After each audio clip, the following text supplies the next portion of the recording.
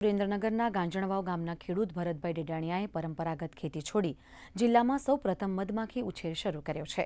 ખાદી ગ્રામોદ્યોગની તાલીમ અને સરકારની પીએમઈજીપી યોજનાની સબસિડીના સથવારે આજે તેઓ 600 પેટીઓ દ્વારા વાર્ષિક 5 થી 7 ટન શુદ્ધ ઓર્ગેનિક મધનું ઉત્પાદન મેળવી રહ્યા છે।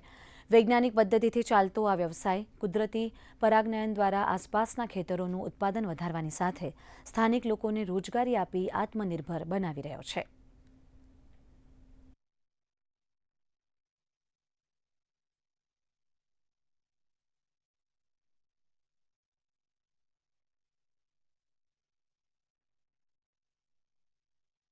અમારું જે કામકાજ જે આગળ લઈ જવામાં જે વેચાણ માટેનું કામકાજ છે તે સરકારનું ખૂબ જ મહત્ત્વનું છે અને ખાદી ગ્રામ ઉદ્યોગ પીએમઈજીપી દ્વારા અમને એસબીઆઈ બેંકમાંથી 8 લાખની લોન મળી હતી અને 35% સબસિડી પણ મળી હતી અને 3 લાખ સબસિડીના પણ મળેલા હતા।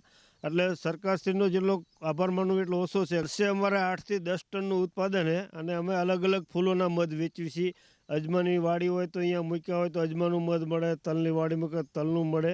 શરૂઆતમાં મેં 50 પેટીથી ચાલુ કર્યું હતું, હાલ મારી પાસે 650 પેટી છે। અમે અત્યારે મધ માર્કેટમાં 500 થી 600 રૂપિયા કિલો વેચવી છીએ। इसमें बस काम देख रेख करना पड़ता है, इसका शहद निकालना समय समय पे देख रेख और शहद भी निकालते हैं समय समय पे। जो भी काम होता है इनका हम लोग देखभाल करते हैं। અમે જે મધ આવે એનું અલગ અલગ ફ્લેવરમાં જે મધ આવે છે એનું અમે બોટલ પેકિંગ કરી છીએ, 250 ગ્રામમાં કરી છીએ, 500 ગ્રામમાં કરી છીએ અને પછી એનું અમે વેચાણ કરીએ છીએ, ઓનલાઈન ઓર્ડર લઈએ છીએ।